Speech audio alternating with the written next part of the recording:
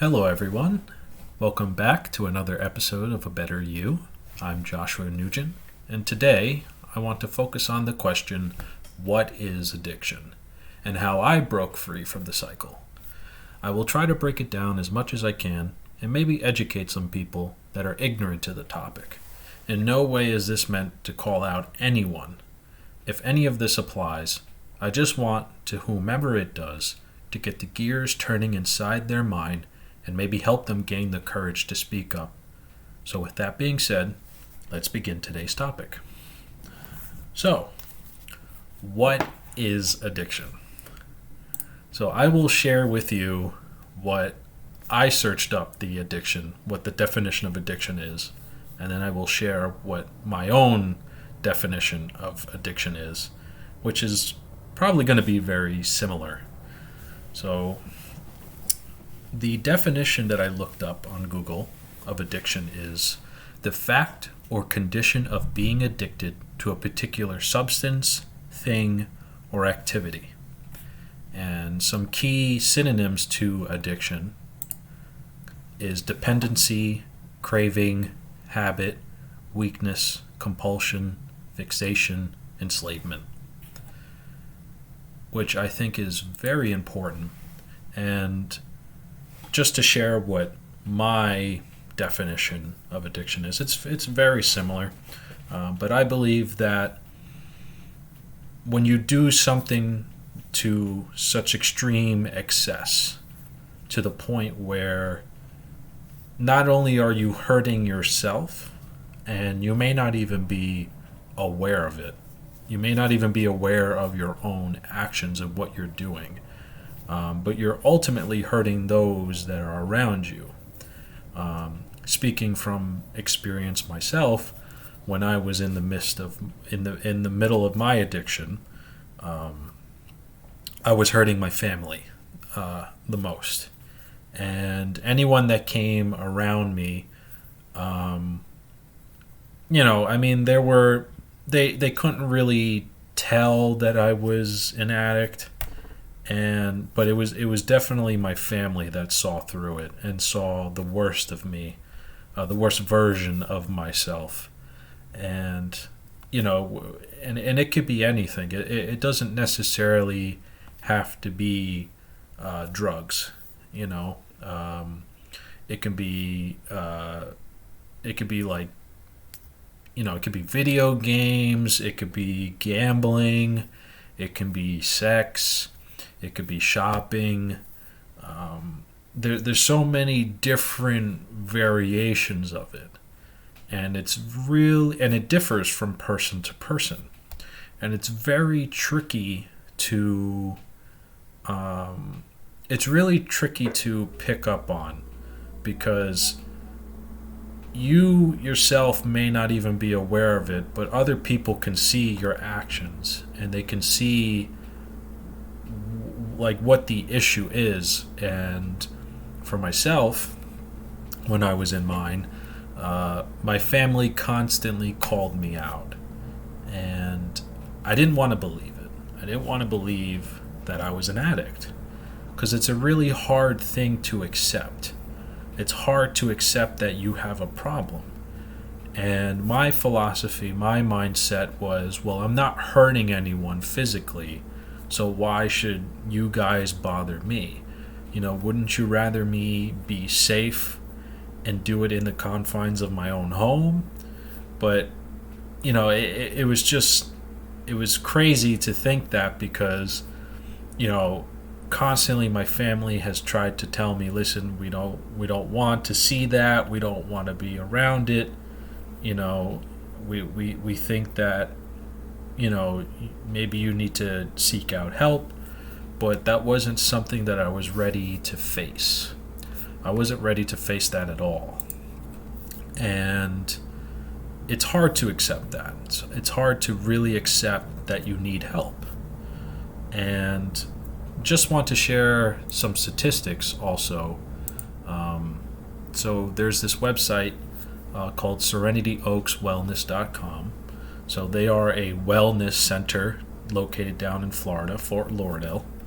And they have a page, like an information page, that talks about addiction and relapses. So just reading from their website, and I'm reading under the long-term addiction recovery statistics. This was posted on May 4th of 2022, so pretty recent. So it says, after a former substance abuser completes a full detox and inpatient addiction treatment program, it is imperative that they continue on with a partial hospitalization program, an intensive outpatient program, or an outpatient rehab, or remain connected to sober peers and support groups. Rehab does not cure addiction. Between 40% and 60% of people who have undergone treatment for their addiction will relapse within 1 month of completing inpatient treatment. That's a very high number. While about 1/5 of people remained sober for 1 year after a treatment program is completed, meaning about 20% of people suffering from substance use disorders, issues, and addicts stay clean after rehab. So it is a very small number of people that actually stay sober once they get out of rehab. After 2 years, the chance of relapsing is reduced from 80% to 40%, 9.6% after 3 years, and 7.2% after 5 years, showing that the longer you can stay away from drugs and alcohol after rehab, the easier it will become to do so.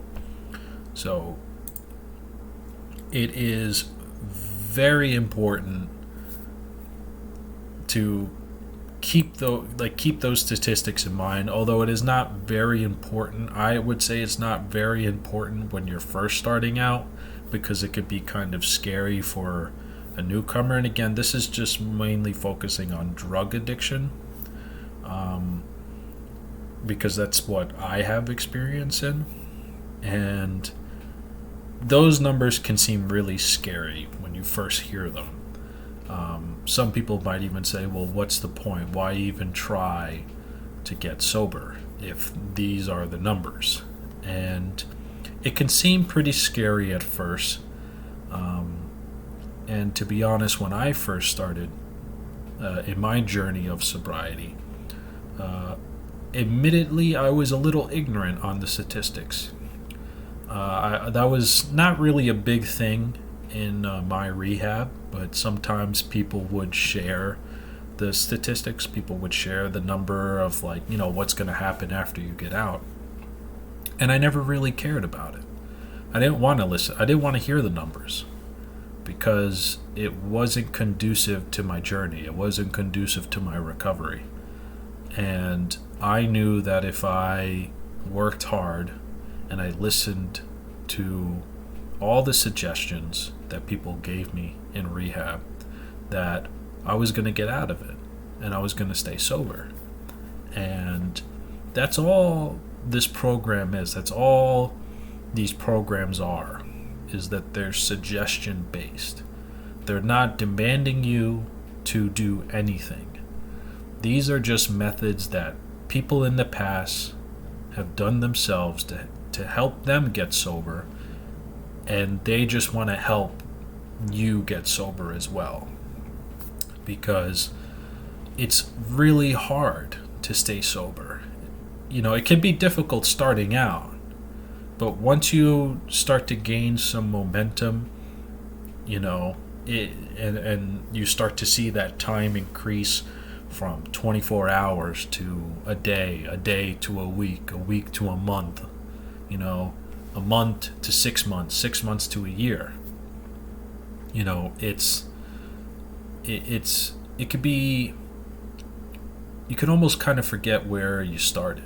And it's very important that you stay connected with people that are sober.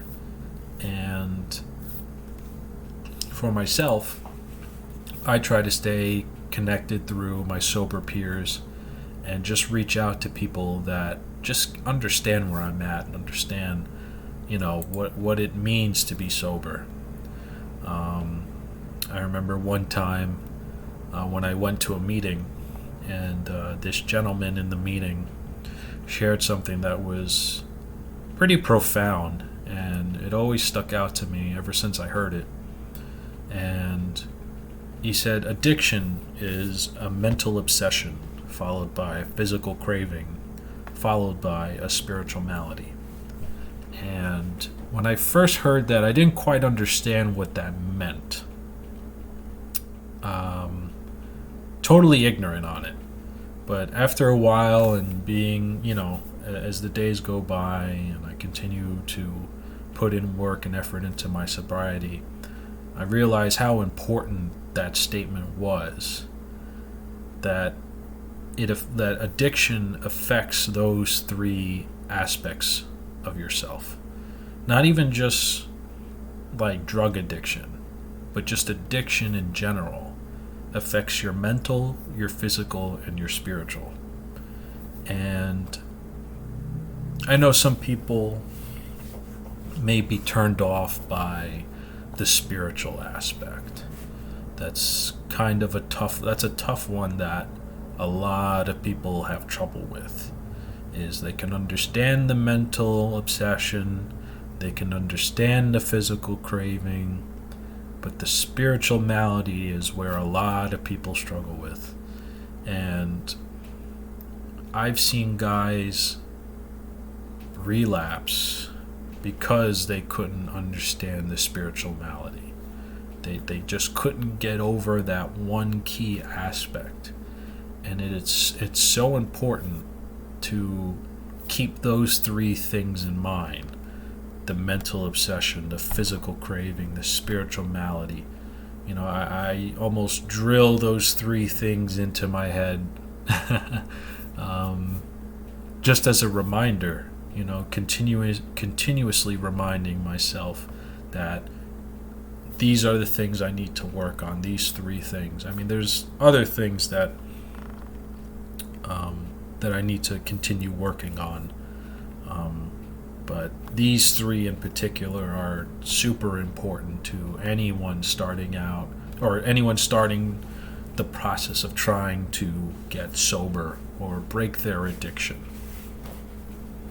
So, another thing that I would like to share is the disease cycle of addiction. So, and I just want to break down what the disease cycle is, as it was shared with me. In my possession currently is a piece of paper that was given to me by the sober house owner his house I used to live in, and he broke down the disease cycle for me, and he wrote down on a piece of paper what it was, and he shared it with me, and I still have that paper to this day. So if you're listening to this, shout out to you. Really meant a lot that you took the time to do that, and you're a really great guy. So the first thing on the disease cycle is the restless, irritable discontent. So restless, irritable discontent, what does that mean? So you are, there's certain points in your addiction where that's what your mind's at. That's where you're at. You could feel that restlessness, maybe physically, maybe even mentally.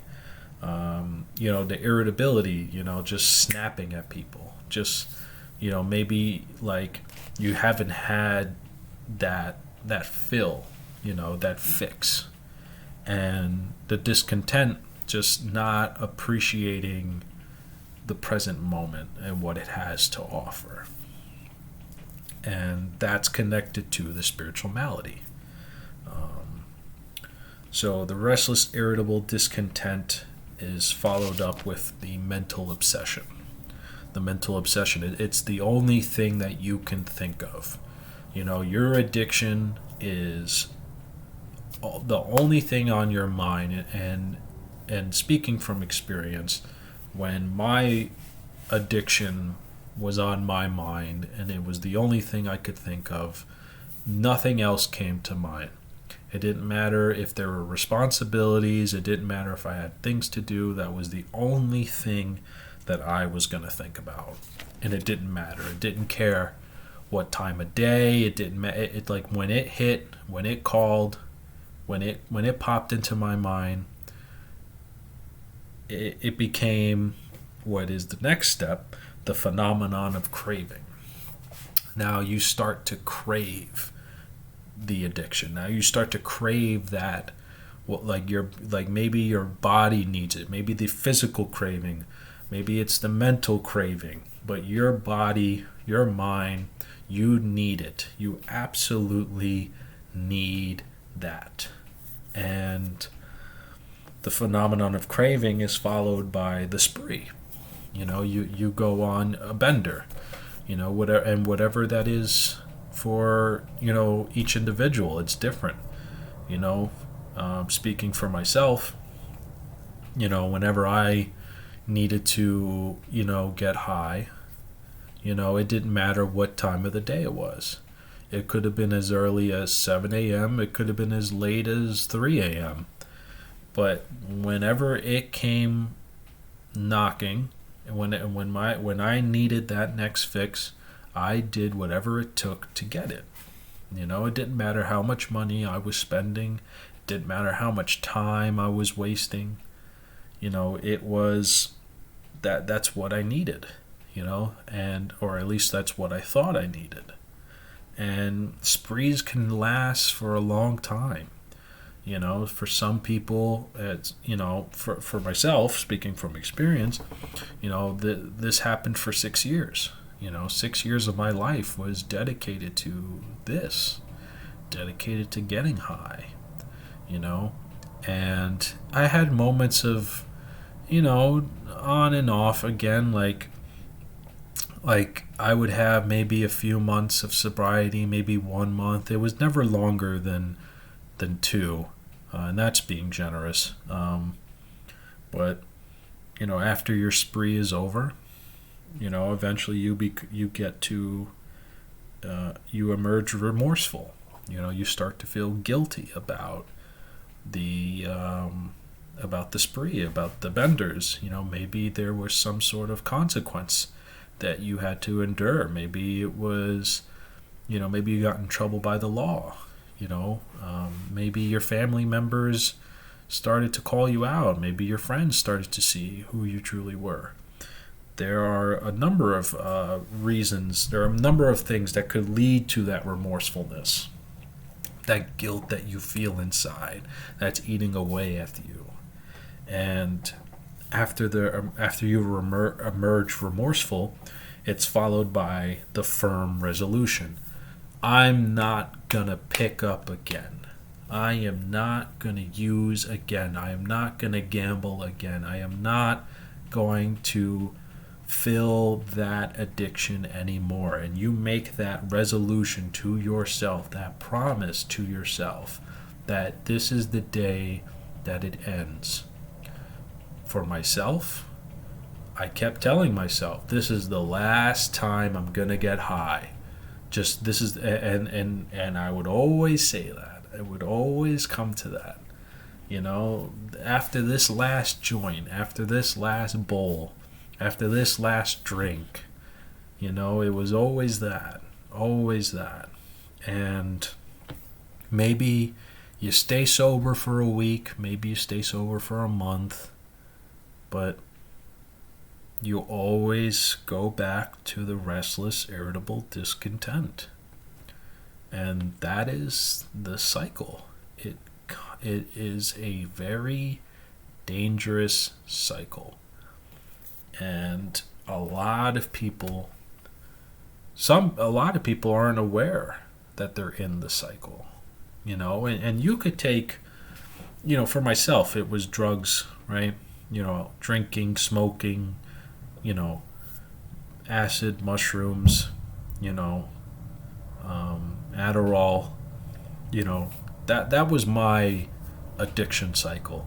You can take any addiction, and you could take it to, you could put any addiction into that, and it applies. And I know people that have had trouble with gambling. I've known people that have had trouble with sex. It's hard. It's a very hard thing to break. And luckily for me, I was only in the cycle for 6 years. 6 years is a long time. However, when you meet people when you meet people in the community, in the sober community, and you start to realize that some people have been drinking longer than I've been alive.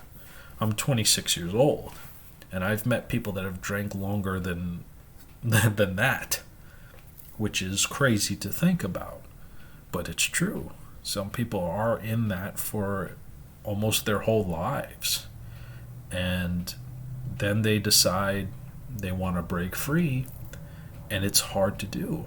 The older you get, the harder it becomes to break out of the cycle.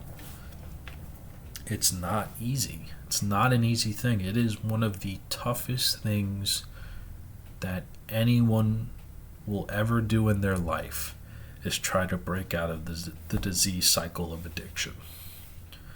So some people may be asking, okay, I get it. The statistics, I understand the definition, I understand, the different types of addictions, I understand the disease cycle of addiction. Okay, Josh, but how do you break out of the cycle? And how? You share all this information with me, but where does it lead to? And with that, I will have to say that what works for me may not work for you, may not work for the next person. But I can share what has worked for me, and maybe it can work for you. Again, these are just suggestions. So, what worked for me and how I broke out of the cycle. So, going back to my story, and just going to paraphrase at this point, I went to rehab.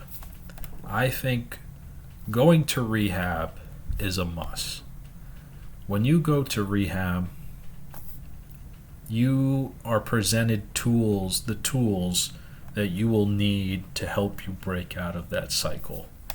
So for myself, I was lucky enough to find a treatment facility that kept me longer than 30 days.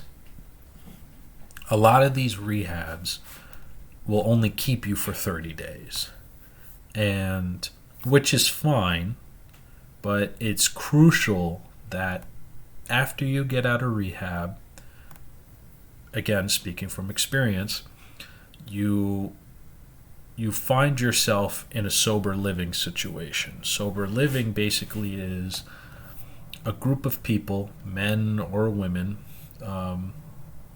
Typically, it's just all men or all women, and they live in a house together.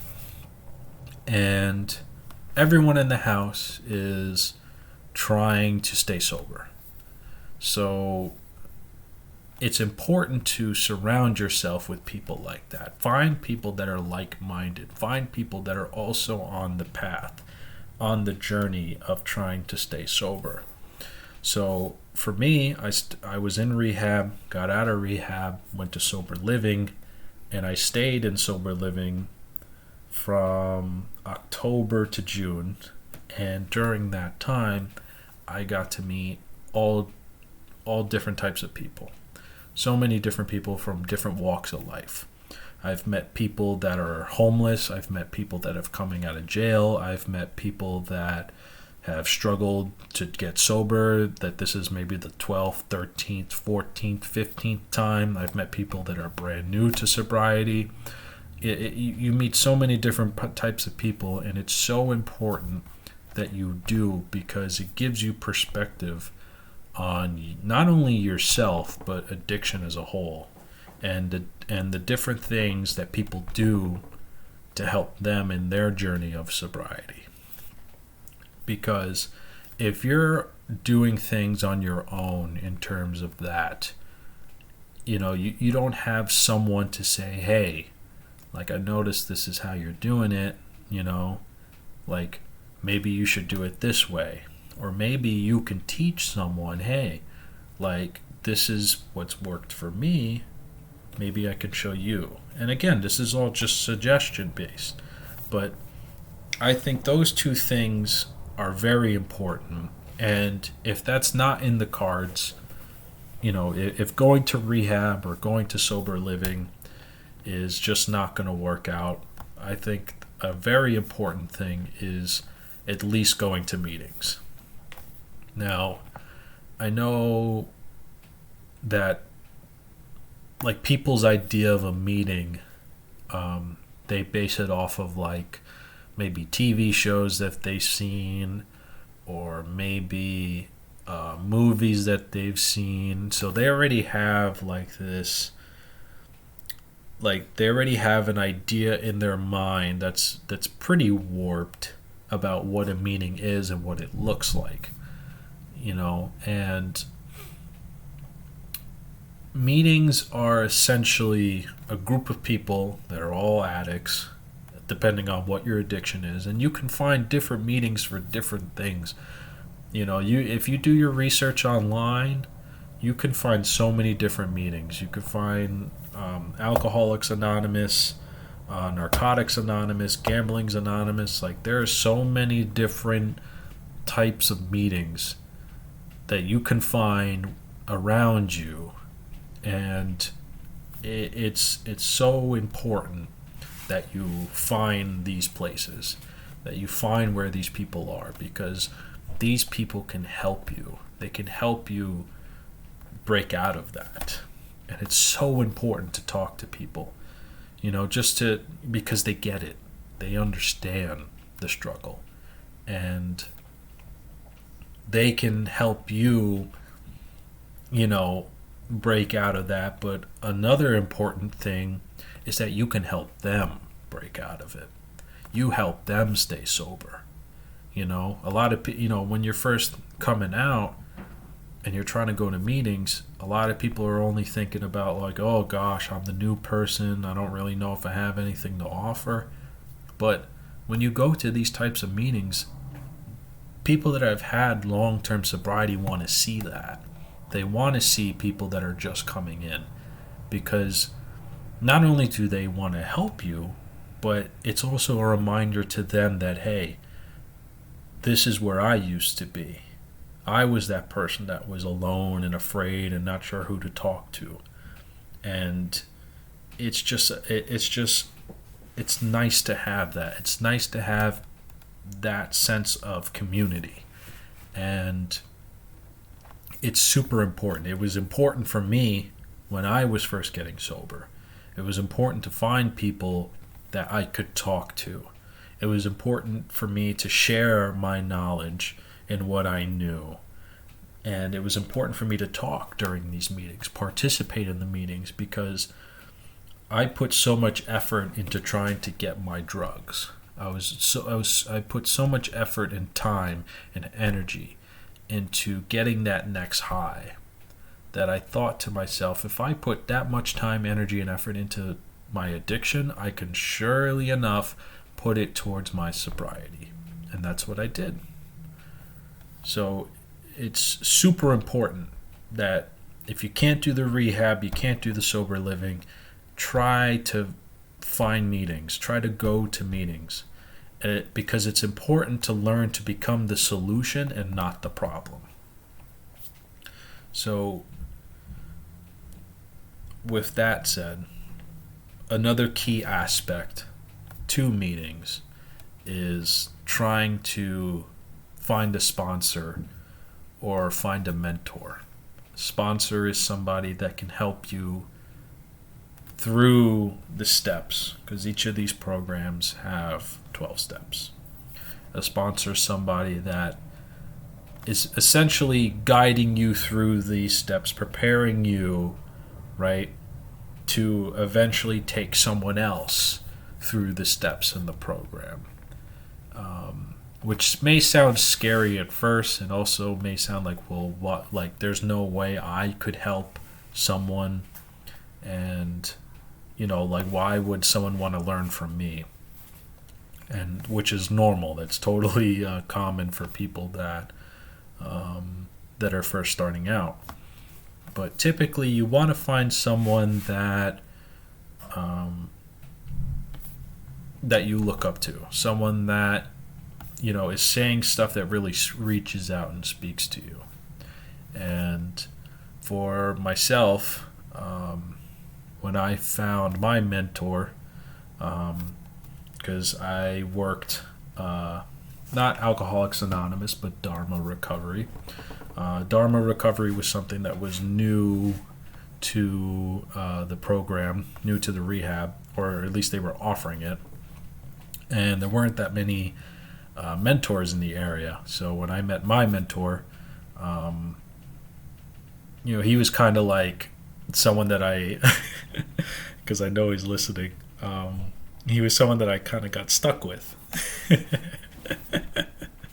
But once I spoke with him, and once I saw how he was in person and saw his character, that was like, and I saw what he had, and I knew, like, wow, like, this guy is sober, this guy is happy, he's working on himself.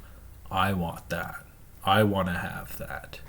And I've spent so many hours talking to him, working on myself, just trying to just get it, just trying to get that sobriety aspect. And, to this day, he's there, at a moment's notice, like just a phone call away, to help me if I ever need anything. And that's what a sponsor or mentor should be. Someone that you can call and talk to whenever you're having trouble. And not even just having trouble, but sometimes just to talk. Just to see, how life is going from them. And, that's like it's so crucial to have in a sponsor or a mentor, is someone that can help you, can guide you through the darkness that's within you, and help bring you to that light. Now, they're not going to do the work for you, right? Ultimately, it is on you, but they can help you get through that. They can help you find the light at the end of the tunnel. And my mentor definitely has helped me through that darkness. And where I'm at today, I wouldn't be without his help. And I wouldn't be without the help of the community.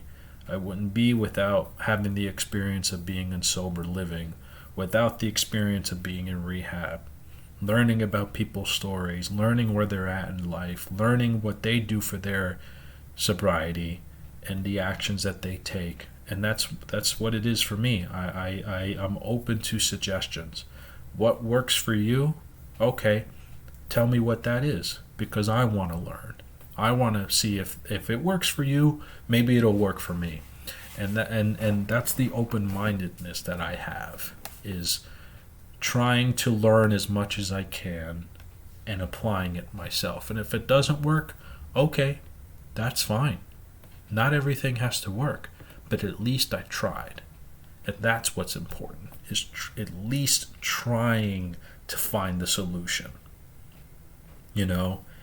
And so another key aspect that works for me and how I broke the cycle, because again, this is just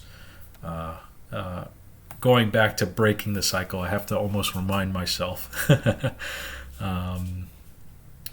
Counseling is huge when you're starting out and you're on your journey, especially if that counselor has the addiction that you have. So for me, I had counselors when I was in rehab that were addicts, that went through drug addiction. So they understand what it's like to have that addiction. And it's so important to have that type of therapy because that person really can help you break down like the root cause of it, where the pain is. And I did therapy at least twice a week, almost an hour session each time. And I did group therapy almost every day when I was in rehab. And group therapy kind of sounds scary, and it can be if you're not open to it. But it was a very interesting experience, the group therapy. It was something that I wasn't expecting to actually work. And when I say group therapy, it wasn't like 20 people in a room. It was more of like five or six people. And basically you talk about, your day to day. And maybe you can, in group therapy, sometimes you can also chime in on the other person. Maybe give them words of encouragement, or maybe say, hey, this is where, you need improvement. So therapy is very crucial to the process as well. So with that, another key aspect, and this may be, I'm not saying this is very complex, but I will try to explain it as best as I can because, just gonna say it. Learning to peel off the labels that society has given you, and maybe even the ones you've given yourself. I think that one is very important as well. These are all important, but that one is, that's a big one. When I say peel off the labels, what I mean is like names that people have given you, and everything that comes with the name, so a lot of people, a big problem is getting over the aspect of the addict, right? They don't like the idea of being an addict because society tells us that addicts are, bad people, when that's the farthest from the truth. A lot of addicts are, just almost everyday people, people that work for a living, people trying to feed their families, people trying to pay their bills. It doesn't have to be this vision of like a homeless person.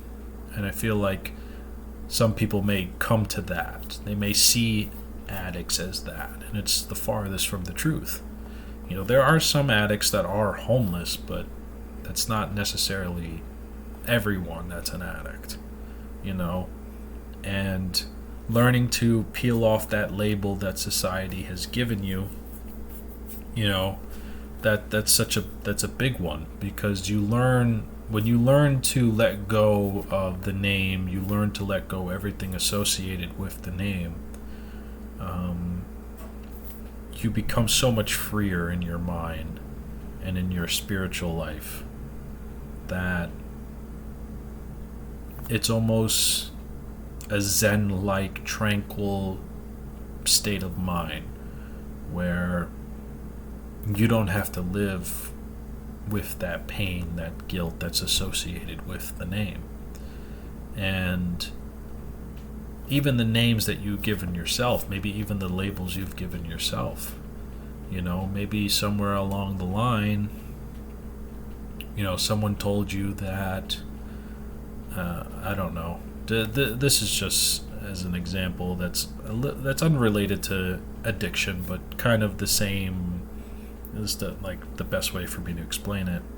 But let's just say like you deem yourself as lazy, right?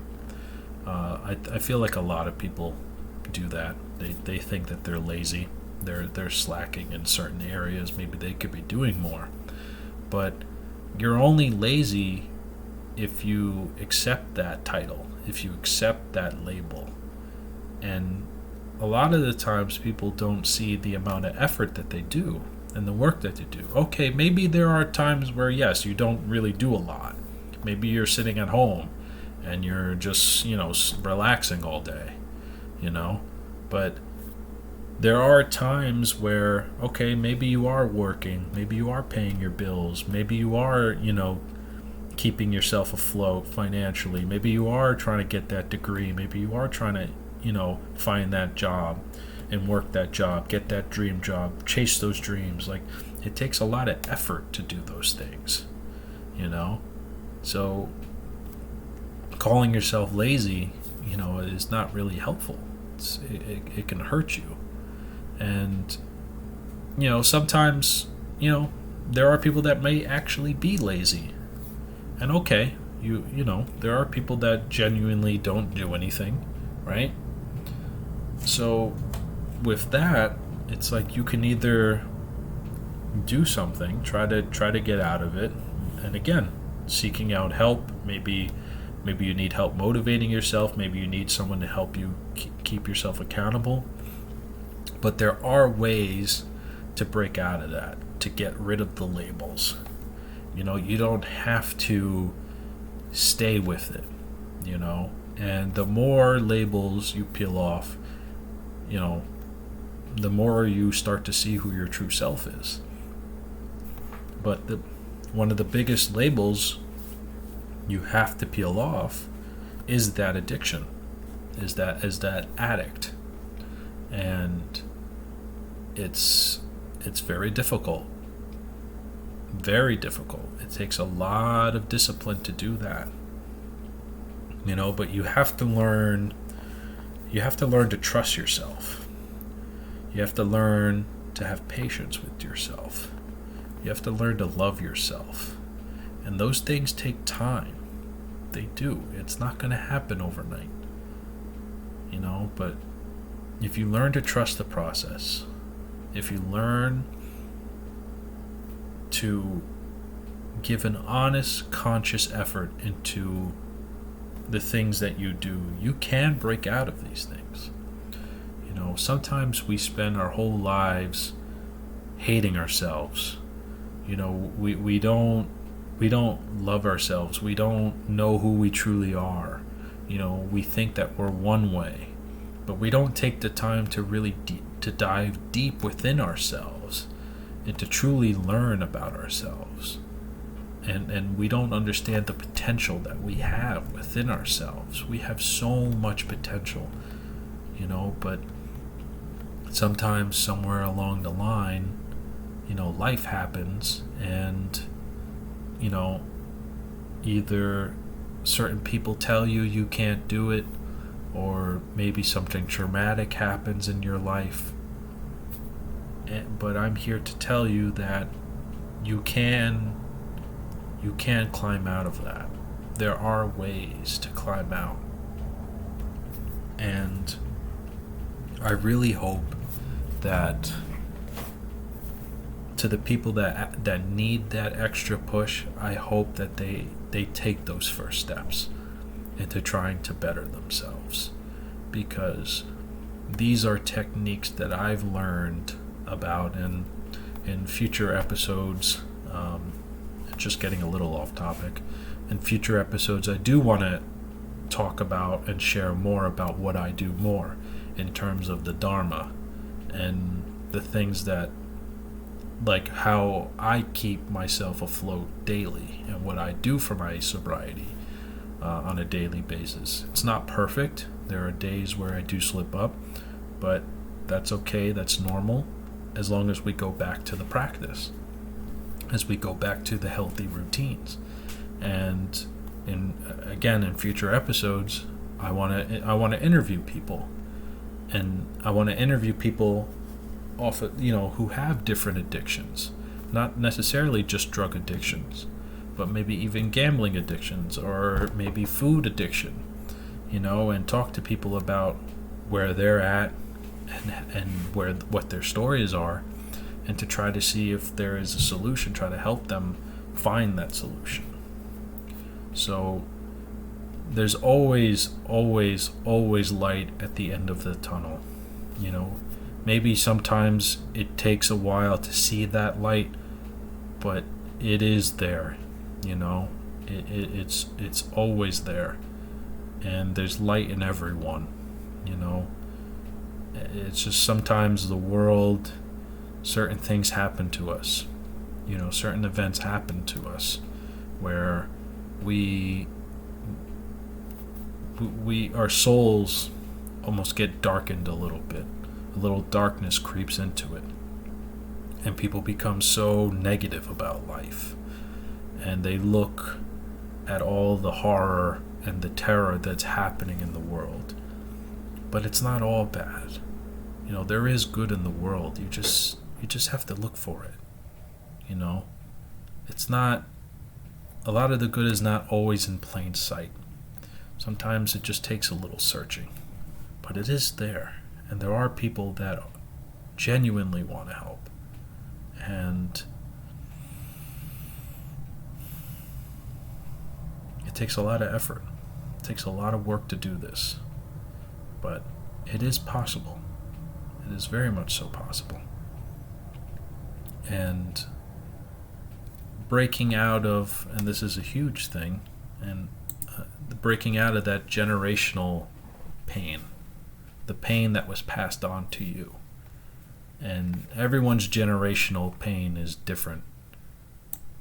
And when I say generational pain, some people refer to it as generational trauma.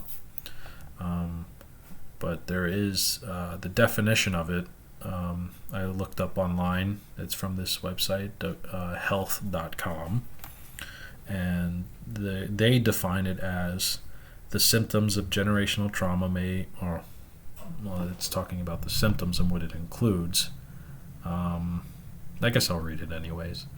Hyperventilation, a sense of shortened future, mistrust, aloofness, high anxiety, depression, panic attacks, nightmares, insomnia, a sensitive fight or flight response, and issues with self-esteem and self-confidence.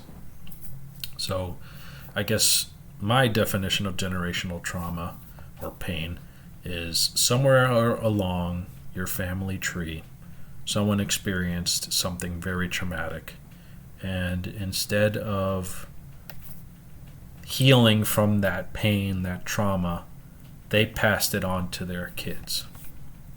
And their kids grew up with that pain, and then they passed it on to their kids, and it just keeps going and going and going. And this could span many generations. So what you're doing when you break out of your addiction is you're learning to break free not only from your addiction, but from your generational pain, your generational trauma. And when you learn about what your generational pain and what your generational trauma is, and you start to realize how far back it goes, then you start to realize that, whoa, wait 1 second. Like, I need to be the generation that breaks this, because I can't have my kids experience this pain. I need to be that change. And again, it's a lot of work, a lot of mental focus, but when you have the people to help you, good people to help you with the therapy and the mentorship or the sponsorship, and you're working on yourself, you're working on the steps, it is possible. It is very much so possible. So I just want to read one passage from the book Dharma Recovery. It's just 3 paragraphs just explaining essentially what addiction is. So what addiction is and what Dharma recovery is. So I will begin with the first paragraph. Once we make a decision to recover from addiction to substances, habits, people, whatever, it can be scary. The feeling is often one of loss and loneliness, because recovery can shake our sense of identity, our idea of who we are. Who will I be if I let my addiction go? Change can be hard to face, even if we know we're letting go of something that's a danger to us. For many of us, the first and most significant challenge was finding a safe and stable place to begin healing. This is a book about using Buddhist practices and principles to recover from addiction. But you don't need to become a Buddhist to benefit from this program. One of the most revolutionary things the Buddha taught was that the mind is not only the source of great suffering due to craving, greed, anger, and confusion, but the cure for that suffering as well. So what we're doing is using an ancient, proven way to literally change our minds. And we're choosing to trust in our own potential for wisdom and compassion for others and ourselves. What you have in your hands is a collaboration from many members of our community. It's intended to be a friendly guide for those new to this path, as well as long-term practitioners. It's structured around what are sometimes called the 3 jewels of Buddhism: the Buddha, the potential of our own awakening and the goal of the path; the Dharma, how we get there; and the Sangha, who we travel with. We'll share how we have used this program to recover from addiction and the ways we've made it our own, not as a one-size-fits-all approach, but as a dynamic set of tools and techniques that anyone can use to find relief from the suffering of addiction. Thank you all for giving this podcast a listen. I want to thank everyone who gave the first episode a listen. It truly means a lot to me that you've all taken the time to listen to me rambling and just trying to share the information, the experience that I have. Maybe it can help someone, and it's a very difficult thing to do, but I know that there's people that have faith in me, and they have faith that I can stay sober, from the tools that I've learned throughout these 595 days that I've been sober. I just want to share that it is possible to to become sober and to stay sober. It just takes a little work. So with that, thank you all for listening, and with that, I hope to have everyone come back for next week's episode. Thank you, and God bless.